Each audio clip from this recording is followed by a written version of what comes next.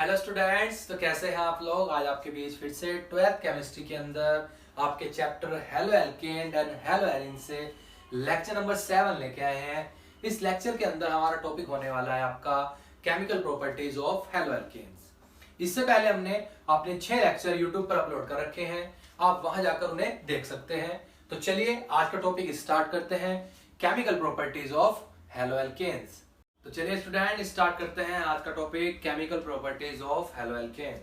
तो हमारा आज का टॉपिक होने वाला है केमिकल प्रॉपर्टीज, सीपी का मतलब बेटा chemical properties of halo alkanes.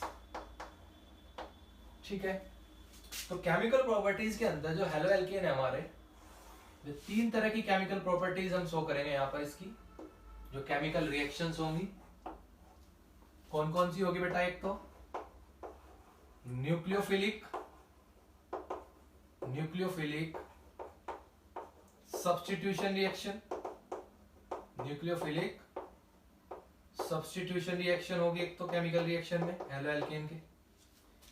Number 2 आपका एलिमिनेशन, नंबर 2 होगा आपका एलिमिनेशन रिएक्शन।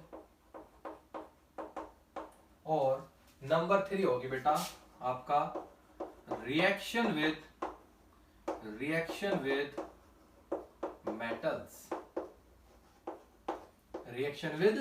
मेटल्स। तो हम 3 तरह के आपको केमिकल रिएक्शन बताएंगे हेलो एल्केन्स में। न्यूक्लियोफिलिक के अंदर टाइप्स होंगे, एलिमिनेशन होगा आपका, इसी के अंदर आपको सैडजेफ नियम यानी सैडजेफ रूल मिलेगा पढ़ने के लिए। और उसके बाद आपको होगा रिएक्शन विद मेटल्स। इसके अंदर आपको एक नियम रिएक्शन मिलेगी पढ़ने के लिए, जिसका आपने पढ़े भी होगी 11th में भी, वुर्ट्ज रिएक्शन। ठीक है, तो चलिए तो स्टार्ट करते हैं। सबसे पहले क्या, न्यूक्लियोफिलिक सब्स्टिट्यूशन रिएक्शंस। ठीक है, तो हेलो एल्केन्स में न्यूक्लियोफिलिक सब्स्टिट्यूशन रिएक्शन किस तरह होती है, किस किस रिएजेंट से होगी, ये सब देखते हैं। चलिए, तो सबस्ट्रेट तो हमारा हेलो एल्केन है ही, रिएजेंट अलग अलग हो जाएंगे। ठीक है, अब सबसे पहले समझते हैं न्यूक्लियोफिलिक सब्स्टिट्यूशन रिएक्शन। हमने आपको बताई रखी है न्यूक्लियोफिलिक सब्स्टिट्यूशन रिएक्शन 2 टाइप्स की होती है, एक SN1 और एक SN2। ठीक है, अगर आपको SN1 SN2 नहीं पता है तो आप लेक्चर नंबर 3 के अंदर जाकर इसे देख सकते हैं। ठीक है, तो चलिए देखते हैं न्यूक्लियोफिलिक सब्स्टिट्यूशन होती क्या है। अब हमें पता है बेटा halo alkane R single bond X, halogen की इलेक्ट्रोनेगेटिविटी ज्यादा है अकॉर्डिंग टू एल्काइल ग्रुप। तो अगर कंपेयर करें तो हेलोजन की इलेक्ट्रोनेगेटिविटी क्या होगी, ज्यादा होगी। अब जो न्यूक्लियोफाइल आएगा, न्यूक्लियोफाइल किसे बोलते हैं, न्यूक्लियोफाइल, न्यूक्लियो मतलब न्यूक्लियस, फाइल का मतलब लविंग। न्यूक्लियस पे क्या चार्ज होता है, पॉजिटिव। पॉजिटिव लविंग कौन होते हैं, नेगेटिव वाले। तो जिन भी स्पीसीज पे, जिन भी रिएजेंट पे आपका नेगेटिव चार्ज हो या इलेक्ट्रॉन डेंसिटी ज्यादा हो, उसे हम क्या बोलते हैं, आपका न्यूक्लियोफाइल बोलते हैं। ठीक है, तो क्या होगा यहाँ पे, इधर माइनस आएगा बेटा, इधर प्लस। तो ये न्यूक्लियोफाइल दूसरे न्यूक्लियोफाइल को यहाँ से हटा देगा, ये लिविंग ग्रुप होगा यहाँ पर। तो होगा क्या, RNU और X माइनस यहाँ से निकल जाएगा। ठीक है, तो ये आपकी कौन सी रिएक्शन है, न्यूक्लियोफिलिक सब्स्टिट्यूशन रिएक्शन। तो हेलो एल्केन जो है मेनली कौन सी रिएक्शन शो करते हैं, आपका न्यूक्लियोफिलिक सब्स्टिट्यूशन रिएक्शन। तो इस तरह होगा कि जो हमारा सबस्ट्रेट है हेलो एल्केन, उस पे कोई रिएजेंट अटैक करेगा और जो लिविंग ग्रुप होगा वहां से निकल जाएगा और दूसरा न्यूक्लियोफाइल वहां पर आकर चिपक जाएगा। ठीक है, तो इसकी तरह हमारे पास कई तरह के रिएक्शन होती हैं। सबसे पहले देखते हैं नंबर 1, आप इसमें रिप्लेसमेंट भी लिख सकते हैं या सब्स्टिट्यूशन भी लिख सकते हैं। तो फर्स्ट स्टेज है बेटा आपकी सब्स्टिट्यूशन बाय हाइड्रोक्सिल ग्रुप। अभी हाइड्रोक्सिल ग्रुप कौन सा होगा बेटा, OH नेगेटिव। ठीक है, अब इसमें क्या होगा कि कोई हेलो एल्केन है, सपोज दैट हमारे पास यहाँ पर ये हमारे पास है मिथाइल ब्रोमाइड, और हमने इसकी रिएक्शन कराई बेटा NaOH से। NaOH ये भी कौन से वाला है, एक्वस स्टेट वाला, यानी इसके एक्वस मीडियम के अंदर है। ठीक है, तो हम पता है ये नेगेटिव होगा, ये positive, OH negative Na positive. तो होने वाला क्या है कि इस न्यूक्लियोफाइल को, ये वाला न्यूक्लियोफाइल जो होगा वो क्या कर देगा, हटा देगा। तो जो सब्स्टिट्यूशन हुआ वो किससे होगा बेटा, एक न्यूक्लियोफाइल से होगा, OH नेगेटिव। यहां से क्या बाहर हो रहा है, NaBr बाहर हो जाएगा और OH ग्रुप वहां पर चिपक जाएगा। तो कभी भी हैलोजन को हटाकर आपको OH जोड़ना हो, या ना हेलो एल्केन को आपको बदलना हो किस चीज के अंदर, अल्कोहल के अंदर, तो आप उसकी reaction aqueous NaOH, aqueous KOH या AgOH से भी करा सकते हैं। मान लीजिए यहाँ पर ऐसे होता RX और यहाँ पर ये AgOH यानी सिल्वर हाइड्रोक्साइड एक्वस मीडियम में, तो भी एक केस होने वाला था। यहाँ Ag पॉजिटिव है, OH नेगेटिव, ये नेगेटिव ये पॉजिटिव, तो यहाँ पे ये अटैक कर देगा न्यूक्लियोफाइल, एक लिविंग ग्रुप यहाँ से निकल जाएगा, ROH क्या बन गया बेटा, AgX बाहर। ठीक है, तो यहाँ पर जो सब्स्टिट्यूशन हुआ, जो रिप्लेसमेंट हुआ, वो किससे हुआ बेटा, आपका हाइड्रोक्सिल ग्रुप से हुआ। तो इसलिए क्या बोलते हैं, सब्स्टिट्यूशन बाय हाइड्रोक्सिल ग्रुप। पर रिएक्शन कौन सी है आपकी, न्यूक्लियोफिलिक सब्स्टिट्यूशन रिएक्शन है। ठीक है, तो चलिए इसी तरीके से नेक्स्ट देखते हैं। आपका नेक्स्ट है आपका सब्स्टिट्यूशन बाय एल्कोसी ग्रुप। एल्कोसी एल्काइल से ही बना बेटा, एल्कोसी अभी बताता हूं देखो किस तरीके से। तो सेकंड किसके द्वारा सब्स्टिट्यूशन है बेटा आपके बार, एल्कोसी ग्रुप। ठीक है, तो एल्कोसी ग्रुप कौन से होते हैं ये समझते हैं सबसे पहले। एल्कोसी है बेटा OR। ठीक है, अब समझो बेटा एल्काइल ग्रुप, ये एल्काइल है, एल्काइल को आप किससे लिखते हो, R से। ठीक है, आपको करना क्या है कि नाम में वाई हटाकर ऑक्सी जोड़ दो, और ऑक्सी का मतलब क्या होता है, ऑक्सीजन। तो एल्काइल ग्रुप के साथ ऑक्सीजन जुड़ते हुए क्या हो जाता है, एल्कोसी हो जाता है। ठीक है, जैसे मिथाइल है, मिथाइल क्या पढ़ा बेटा आपने, CH3। ठीक है, अगर जब मिथोक्सी बन जाएगा किस तरीके से, आपको YL हटाना है। ठीक है, और क्या जोड़ देना है, OXY। जिस तरह यहां पर YL हटा OXY ऐड कर दिया, तो O जोड़ दीजिए, ऑक्सी मतलब OCH3, तो नाम क्या हो गया बेटा, मिथोक्सी। इसी तरह से OC2H5 क्या होगा, इथोक्सी। ठीक है, ये इथोक्सी हो जाएगा।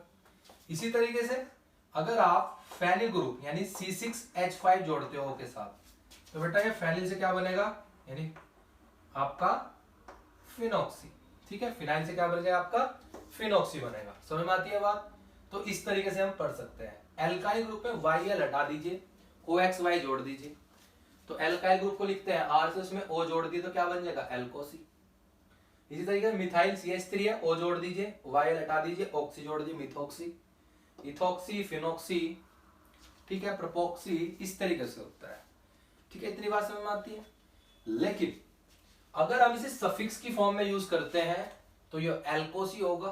फॉर एग्जांपल इस बार इस तरह से आया CH3O Na, तो ये Na पॉजिटिव O नेगेटिव, तो इसका नाम बेटा हो जाता है, अगर हम इसे बाद में लिखते हैं CH3O का नाम, यानी सफिक्स की फॉर्म में यूज करते हैं, तो CH3O का नाम हो जाएगा सोडियम मिथॉक्साइड। जुड़ जाएगा, ऑक्सी नहीं जुड़ेगा, फिर क्या जुड़ेगा, ऑक्साइड, मिथॉक्साइड। ठीक है, अगर इसे प्रीफिक्स की फॉर्म में यूज करेंगे तो ये मिथॉक्सी होता, इधर ऐसे आ गया, तो ये क्या होगा बेटा, ये होगा आपका सोडियम इथोक्साइड, क्योंकि इथाइल ग्रुप है बेटा। ठीक है, अगर इस तरह से होता C6H5O Na, तो क्या होगा नाम आपका, सोडियम फिनॉक्साइड। तो अगर सफिक्स की फॉर्म में यूज करते हो OCH3 को, C2H5 को, तो नाम के बाद OXY ना ऐड होकर क्या जुड़ जाता है बेटा, IDE जुड़ जाएगा, मिथॉक्साइड, इथोक्साइड और फिनॉक्साइड हो जाता है। ठीक है, तो इसी तरीके से अब हमें रिएक्शन जो पढ़नी थी वो क्या पढ़नी थी बेटा, सब्स्टिट्यूशन बाय एल्कोसी ग्रुप। ठीक है, तो एल्कोसी ग्रुप आपको हमने बताया क्या है, मेन बात समझ में आनी चाहिए ये वाली। ठीक है, सब्स्टिट्यूशन तो हम आराम से करा देंगे, अगर पता होगा कि मिथोक्सी इथोक्सी होते क्या है। ठीक है, उससे बनता क्या है, चलिए देखते हैं किस तरीके से। अब मान लीजिए सपोज दैट हमारे पास एक हेलो एल्केन है और एक हमारे पास है सोडियम एल्कोक्साइड NaOR, R और Na लिख लो, कोई दिक्कत नहीं, आसानी रहेगी यहाँ से रिएक्शन बनाने में। इसमें नेगेटिव, ये पॉजिटिव, ये नेगेटिव और ये पॉजिटिव, ठीक है। तो होगा क्या बेटा, यहाँ पे ये OR एल्कोसी ग्रुप, इस जो ये लिविंग ग्रुप है इसे यहाँ से हटा देगा, हैलोजन को अपने आप ऐड हो जाएगा, तो ROR। तो क्या बना बेटा, ये फंक्शनल ग्रुप कौन सा होता है आपका, ईथर होता है। जब इधर भी oxygen single bond alkyl group, oxygen single bond alkyl group, तो जब इस तरह से होता है तो उसे क्या बोलते हैं हम, ईथर, ठीक है। तो ईथर के बारे में एक बात बहुत अच्छी बताऊं आपको, जैसे घर में आपकी मम्मी आपको बुलाती है नाम से, ऐसे इधर इसे बुलाती है, क्या कहती है इसे, एल्काइल ओ एल्काइल, ठीक है। तो ये ईथर है, एल्काइल ओ एल्काइल ग्रुप, ठीक है। ये एल्काइल ग्रुप एक जैसे भी हो सकते हैं और डिफरेंट टाइप भी हो सकते हैं।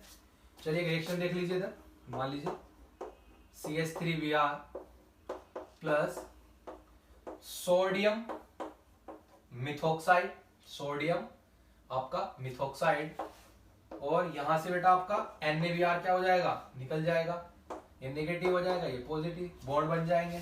तो क्या बना बेटा, मिथाइल ओ मिथाइल, ठीक है। तो ये हो गया डाई मिथाइल ईथर, या आपका मिथॉक्सी मीथेन, इसका IUPAC नेम होने वाला है, डाई मिथाइल ईथर, और इसका नाम होगा बेटा आपका मिथॉक्सी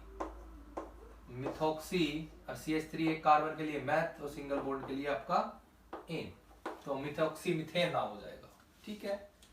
और इस रिएक्शन को हम एक नेम से भी जानते हैं बेटा, जिसका नाम होता है आपका Williamson synthesis reaction, Williamson synthesis reaction, इस रिएक्शन का नाम होता है। तो जब एक एल्काहाइड की रिएक्शन आप सोडियम एल्कोक्साइड से कराते हैं तो ईथर बनता है, तो इस रिएक्शन को हम क्या बोलते हैं बेटा, विलियमसन सिंथेसिस, ठीक है। एल्कोसी ग्रुप इसमें किसकी तरह बिहेव करता है, न्यूक्लियोफाइल की तरह, ठीक है। तो ये भी एक क्या है आपका न्यूक्लियोफिलिक सब्स्टिट्यूशन रिएक्शन है, ठीक है। इसी के साथ एक और देख लेते हैं, जब आप सिल्वर ऑक्साइड की रिएक्शन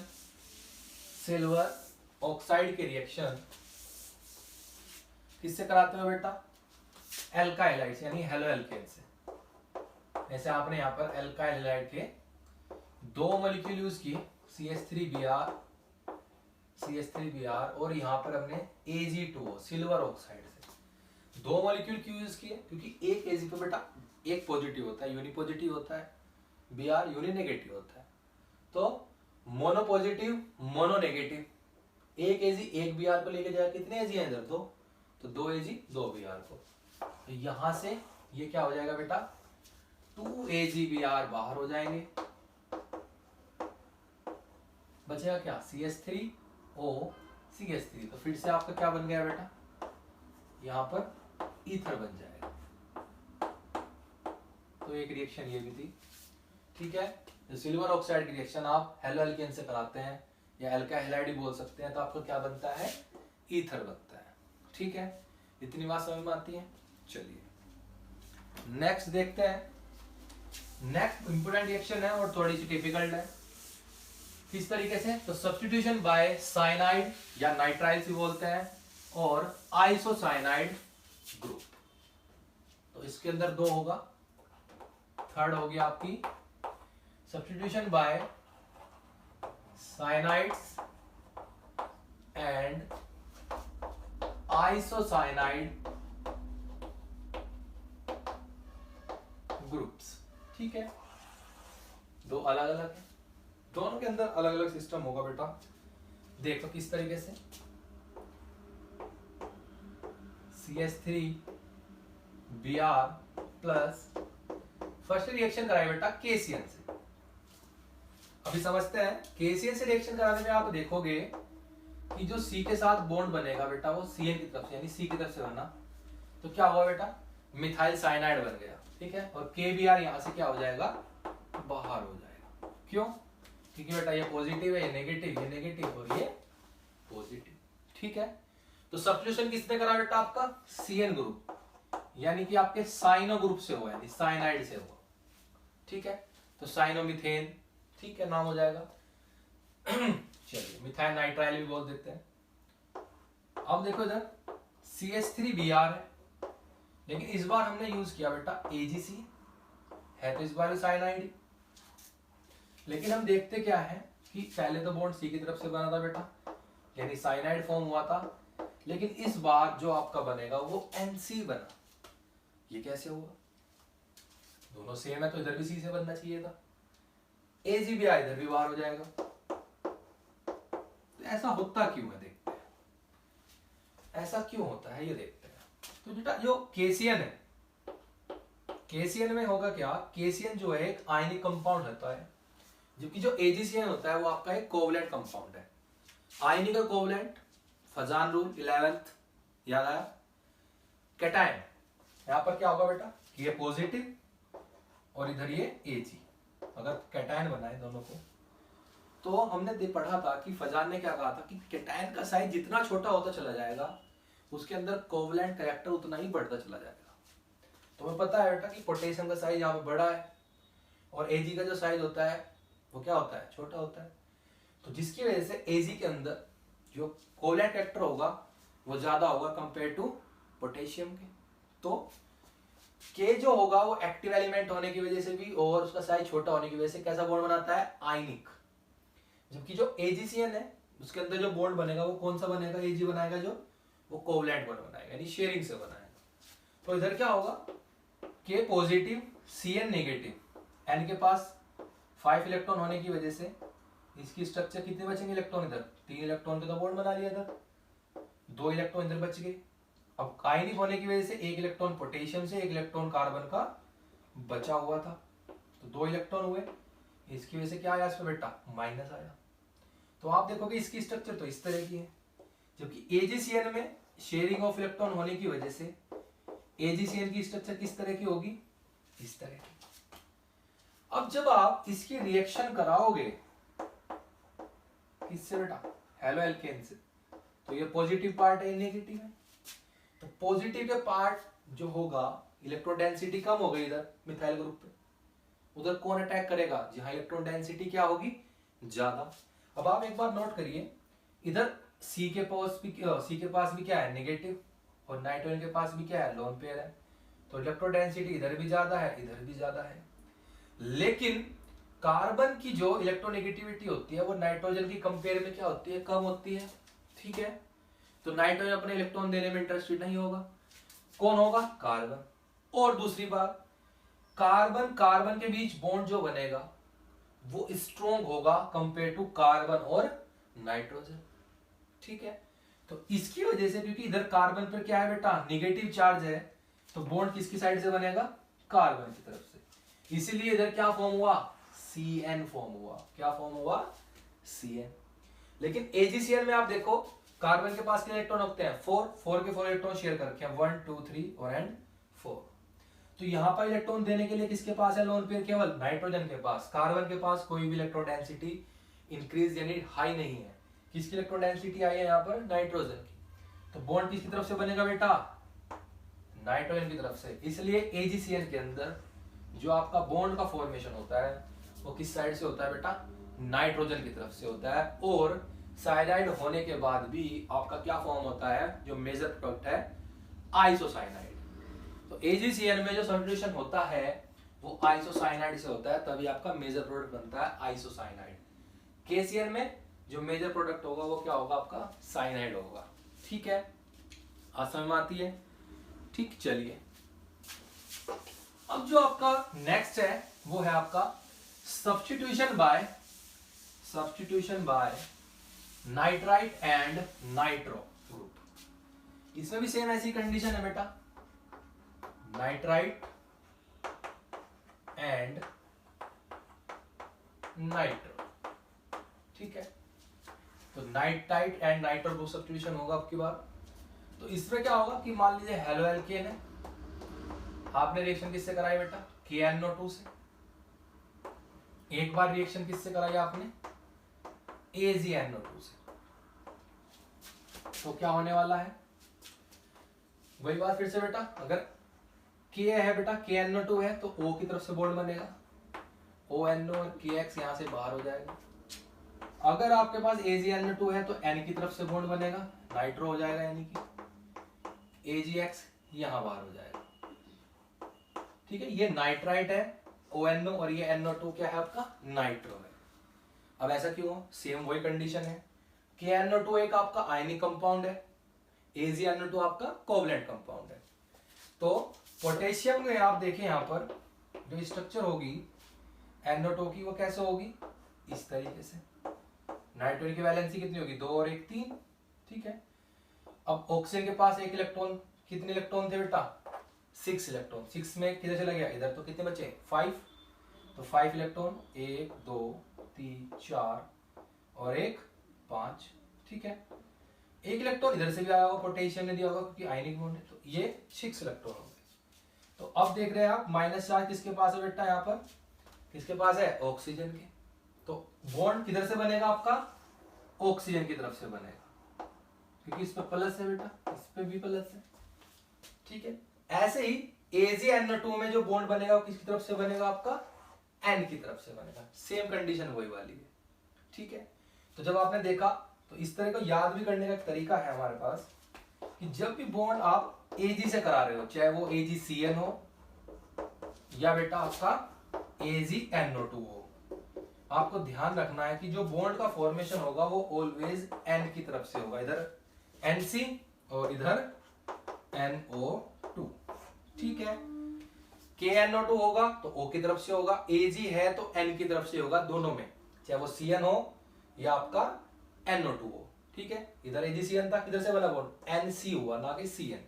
बात समझ में आती है। तो Ag वाली बात में आपको ध्यान रखना है, अगर आप भूल जाएंगे वाली बात कि ऐसा क्यों होता है कि Ag वाले में आपको बॉन्ड की तरफ से बनाना है, N की तरफ से बनाना है। ठीक है, ये बात आप ध्यान रखेंगे।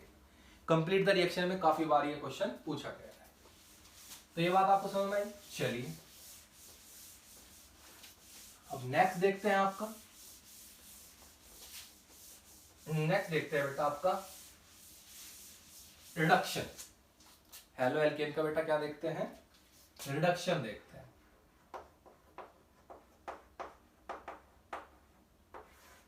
अब आपके पास यहां पर RX है, हेलो एल्केन।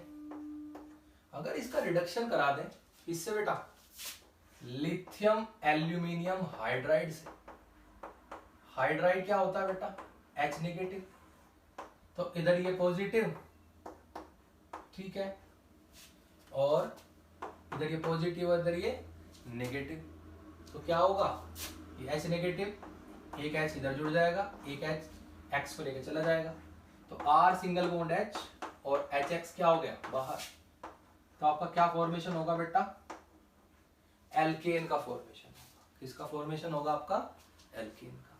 ठीक है, इतनी बात समझ में आती है। तो ये रिडक्शन था। तो इस तरीके से हमारा फर्स्ट टॉपिक जो हुआ वो कंप्लीट हुआ। कौन सा, न्यूक्लियोफिलिक सब्स्टिट्यूशन रिएक्शन, क्योंकि हाइड्राइड है, H नेगेटिव है, किसकी तरह बिहेव कर रहा है, न्यूक्लियोफाइल की तरह। तो हमारे ये न्यूक्लियोफिलिक सब्स्टिट्यूशन रिएक्शन तो इधर खत्म होता है और रिएक्शन स्टार्ट होती है बेटा कौन सी, एलिमिनेशन रिएक्शन। कौन सी रिएक्शन आपकी, एलिमिनेशन रिएक्शन। एलिमिनेशन का मतलब ये होता है बेटा किसी का एलिमिनेट होना, रिमूव होना, एलिमिनेशन रिएक्शन। और इस रिएक्शन को हम इधर डिहाइड्रो हैलोजिनेशन भी बोलते हैं, dehydro halogenation reaction. Dehydro halogenation, D का मतलब रिमूवल या रिमूव होना, किसका, हाइड्रो का मतलब बेटा हाइड्रोजन से है, हैलोजन का मतलब है हैलोजन से। तो इधर आपका इस रिएक्शन में एक हाइड्रोजन और एक हैलोजन का क्या होता है, रिमूव होते हैं या एलिमिनेट होंगे वे, इसलिए इन्हें क्या बोलेंगे आप, एलिमिनेशन रिएक्शन। तो इस रिएक्शन में होता क्या है, आपके पास कोई एल्काइल हैलाइड है, फॉर एग्जांपल CH2, H को ऐसे लिख लिया आपने, कोई दिक्कत नहीं है, और इधर CH2X। ठीक है, इस रिएक्शन में क्या होगा कि आप इसकी रिएक्शन कराओगे बेटा एल्कोहलिक KOH से। आप ध्यान रखना कौन सा होगा KOH, NaH भी यूज कर सकते हैं, एल्कोहलिक। ठीक है, एलिमिनेशन रिएक्शन में आप हमेशा क्या यूज करोगे, एल्कोहलिक KOH। ठीक है, अब इसमें अल्कोहलिक KOH जो है इसमें OH नेगेटिव होगा अल्कोहलिक मीडियम के अंदर। ये OH नेगेटिव जो होगा वो किस तरह बिहेव करेगा आपका, एक एज ए बेस बिहेव करेगा। किसकी तरह बिहेव करेगा, बेस की तरह। और हमने पढ़ा है कि जो OH नेगेटिव का बेस है वो एक H पॉजिटिव से रिएक्ट करने के बाद क्या बना लेता है बेटा, वाटर बना लेता है। क्या बना लेता है, वाटर। ठीक है, तो चलिए देखते हैं इधर। जो ये मेन ग्रुप है वो क्या है आपका, यहाँ पर हैलोजन है। तो जिस कार्बन से आपका मेन ग्रुप जुड़ा है हैलोजन, उस कार्बन को हम बोलते हैं बेटा अल्फा कार्बन। और इससे जस्ट अगले वाला कार्बन क्या होगा आपका, बीटा कार्बन। कौन सा कार्बन होगा, बीटा। आपको ध्यान रखना है कि एलिमिनेशन रिएक्शन में अल्फा कार्बन से आपका हैलोजन रिमूव होता है और बीटा कार्बन से आपका ऑलवेज हाइड्रोजन। ऐसा होता है इसलिए बेटा हैलोजन इलेक्ट्रोनेगेटिव एलिमेंट है ज्यादा, वो अपने हाइड्रोजन को इधर से नहीं देने देगा। तो आप कहां से निकालोगे H को, इधर साइड से। ठीक है, तो होगा क्या, अब ये K ये X क्या बाहर होगा बेटा, KX। इधर से ये OH इधर से ये H क्या बाहर हो गया बेटा, आपका H2 क्या रिमूव हो गया, H2। H इधर से रिमूव हुआ बीटा से, अल्फा से हैलोजन गया, तो बचा क्या बेटा आपका CH2 और इधर भी CH2। बीच में क्या आ गया, डबल बॉन्ड। तो किसका फॉर्मेशन हुआ, एल्कीन का, एथीन बनी यानी इधर। ठीक है, तो एलिमिनेशन रिएक्शन में एक बात और ध्यान रखनी है कि जो सिग्मा बॉन्ड है वो आपका किस में चेंज हो जाता है बेटा, पाई बॉन्ड में चेंज हो जाता है। सिंगल बॉन्ड है तो सिग्मा है, डबल आया तो बेटा क्या हुआ, पाई बॉन्ड बना। ठीक है, तो बात समझ में आई। तो इस तरीके से आपको यहाँ पर क्या करना है, ध्यान रखना है। ठीक है, तो चलिए अब नेक्स्ट देखते हैं आपका। कोई भी एलिमिनेशन रिएक्शन आए इस तरह से हम कर सकते हैं। ठीक है, जैसे यहां पर ये क्वेश्चन आ, ये हैलोजन है, इधर भी CH3 है, इधर भी CH3 है, इधर भी बेटा क्या है CH3। आपने फिर से KOH यूज किया, अल्कोहलिक KOH। आप इसे इस तरह भी लिख सकते हैं, मान लो C2H5OH है, रिएक्शन इस बार भी ऐसे भी दी एक बार, और यहाँ पे क्या है KOH। तो ये H positive OH negative H2O बाहर, तो क्या बचा बेटा C2H5OK यानी पोटेशियम इथोक्साइड। यहाँ पर सोडियम भी देगा, इससे रिएक्ट। वो क्वेश्चन ये दे देगा what happen when this compound react with ये यानी कि पोटेशियम इथोक्साइड। तो घबराना नहीं है, तो आपको पता होना चाहिए कि बेटा कैसे आया, ये आया अल्कोहलिक KOH से। तो इसका मतलब कौन सी रिएक्शन होगी आपकी, एलिमिनेशन होगी। अब देखो ये कार्बन तो कौन सा हो गया आपका अल्फा, ये भी बीटा है, ये भी बीटा है, ये भी बीटा है। सब बीटा कार्बन पर हाइड्रोजन क्या है बेटा, सिमिलर यानी कि सेम है। तो आपकी मर्जी होती है इस कंडीशन में आप किसी भी बीटा कार्बन से हाइड्रोजन को क्या कर सकते हो, रिमूव कर सकते हो। बीटा कार्बन से हाइड्रोजन निकलने की वजह से इस रिएक्शन को बीटा एलिमिनेशन भी बोला जाता है। तो आप क्या देखोगे इधर, एक Br और एक K क्या बाहर हो गया बेटा, पोटेशियम यानी KBr, एक H और एक OH बेटा क्या बाहर हुआ, H2। तो जहां से H निकाला वहीं पर आपका पाई बॉन्ड बन जाएगा यानी डबल बॉन्ड आ जाएगा, CH3 CH3। अब एक बात देखो यहाँ पर ध्यान से कि जब सभी बीटा कार्बन, एक से ज्यादा बीटा कार्बन आ गए थे, बट हमने क्या देखा कि सभी बीटा कार्बन पर नंबर ऑफ हाइड्रोजन क्या थे, सेम थे। तो हमारी मर्जी थी हम किसी भी कार्बन से H को रिमूव कर सकते थे। लेकिन अगर कंडीशन ये आ जाए, कंडीशन कौन सी आ जाए बेटा, कि दो बीटा कार्बन है लेकिन दोनों ही बीटा कार्बन पर हाइड्रोजन के नंबर क्या है, अलग अलग।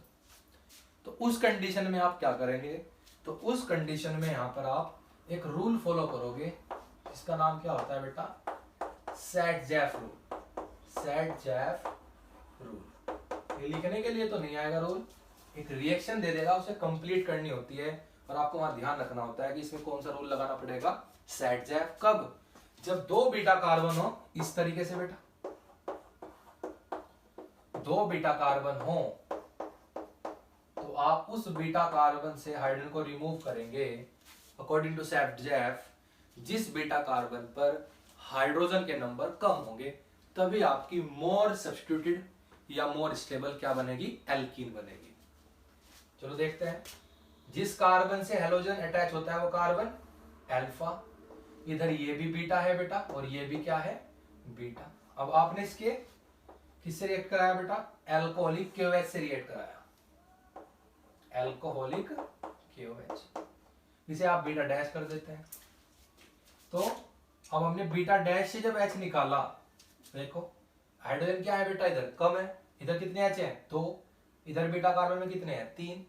तो स्टेबल एल्कीन कब बनेगी, जब H कहां से निकालोगे आप, जिस बीटा कार्बन पर H के नंबर क्या होंगे कम होंगे, ठीक है।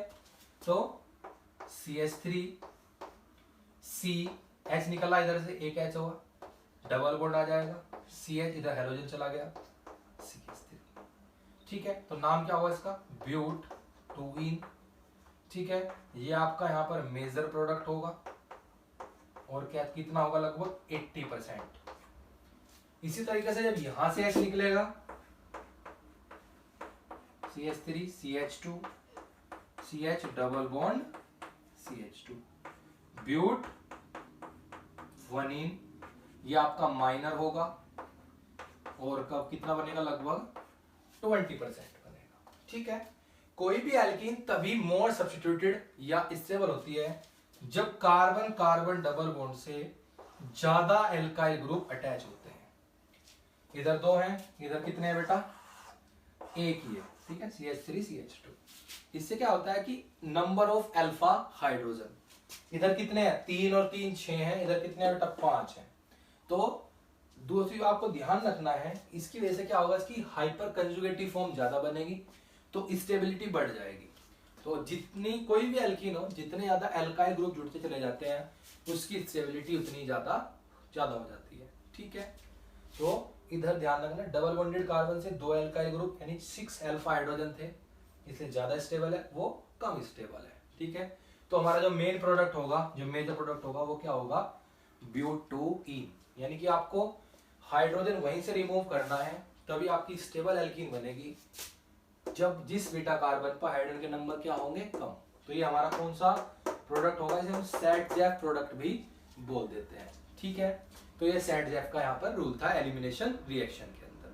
तो कोई भी रिएक्शन आए आप ऑलवेज ध्यान रखना है H को वहीं से रिमूव करेंगे जिस बीटा कार्बन पर H के नंबर क्या होंगे कम। और ये रूल तभी आपका लगाना है, अप्लाई करना है जब आपके पास 2 बीटा कार्बन, ठीक है, और दोनों बीटा कार्बन पर H के नंबर क्या हो अलग अलग। तो ये एलिमिनेशन हुआ। हमारी लास्ट क्या है रिएक्शन, लास्ट रिएक्शन में हमारा बेटा टॉपिक था रिएक्शन विद मेटल्स। तो अब रिएक्शन विद मेटल्स के अंदर हमारी जो फर्स्ट रिएक्शन है बहुत इंपॉर्टेंट रिएक्शन है, वो कौन सी रिएक्शन है बेटा आपकी वुड्स रिएक्शन। कौन सी रिएक्शन होगी वुड्स रिएक्शन। तो वुड्स रिएक्शन में क्या होगा, वुड्स रिएक्शन में आप एल्काइल हैलाइड के 2 मॉलिक्यूल लेंगे बेटा और इन्हें आप सोडियम के साथ ट्रीट करोगे in the presence of dry ether. तो एक हैलोजन पर नेगेटिव तो ये एक पॉजिटिव, तो 2 पॉजिटिव चाहिए।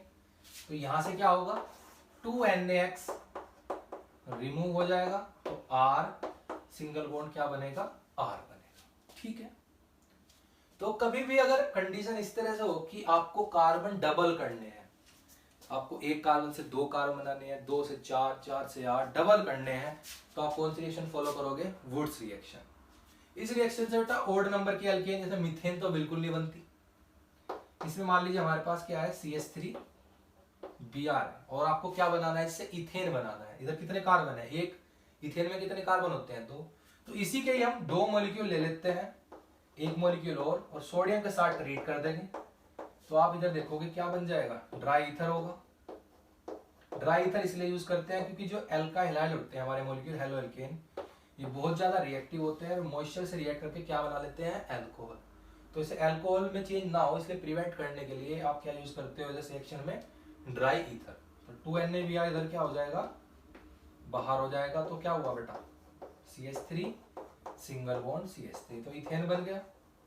इसी तरीके से octane to butane to octane बनाने हो तभी कौन सी रिएक्शन में आप देखा कि 4 से डबल करने हैं, तो कौन सी रिएक्शन लगेगी आपकी? Wurtz reaction. ठीक है, तो ये बहुत इंपॉर्टेंट है, ध्यान रखनी है आपको। तो वुड्स रिएक्शन में क्या होगा, एल्काइल हैलाइड के दो मॉलिक्यूल को सोडियम के साथ ट्रीट करेंगे in the presence of dry ether, तो आपकी एल्केन बनेगी। ठीक है, वो भी डबल कार्बन वाली। अगर एक कार्बन है एल्काइल हैलाइड के अंदर तो दो बनेंगे बेटा, फिर दो वाला होगा तो चार बनेंगे, क्योंकि दो दो मॉलिक्यूल यूज होते हैं यहाँ पर। ठीक है, इथाइल है तो एक इथाइल कितने हो जाएगा बेटा? ब्यूटाइल हो जाएगा। ठीक है, चार कार्बन वाला।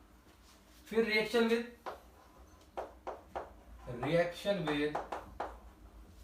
Mg यानी मैग्नीशियम। अब जब आप एल्काइल हैलाइड की रिएक्शन मैग्नीशियम से कराओगे बेटा in the presence of dry ether, तो आपका क्या बनेगा? इधर ग्रिग्नार्ड रिएजेंट बनेगा RMgX, एल्काइल मैग्नीशियम हैलाइड, और इसी को हम क्या बोलते हैं? आपका ग्रिग्नार्ड रिएजेंट। क्या बोलते हैं? Grignard reagent. ठीक है, रिएजेंट की एक बात खास होती है बेटा, इसमें R और Mg के बीच का कोवेलेंट बॉन्ड होता है, और Mg से X के बीच का जो बॉन्ड होता है वो आयनिक बॉन्ड होता है। ठीक है, बात समझ में आती है? इधर से इधर वाला क्या कैरेक्टर है इसका बेटा? कोवेलेंट कैरेक्टर होगा, और ये वाला कैरेक्टर कैसा होगा आपका? आयनिक कैरेक्टर होगा। और दूसरी बात एक और ध्यान रखनी है कि इसमें ड्राई ईथर की यूज करें, क्वेश्चन काफी बार पूछा गया है कि ग्रिग्नार्ड रिएक्शन के प्रिपरेशन में ड्राई ईथर की यूज करते हैं, उसका भी बताऊंगा मैं अभी। क्योंकि बेटा जब ग्रिग्नार्ड रिएजेंट होता है ये गुड प्रोटॉन एक्सेप्टर, प्रोटॉन किसे बोलते हैं केमिस्ट्री में? H पॉजिटिव को एक्सेप्टर।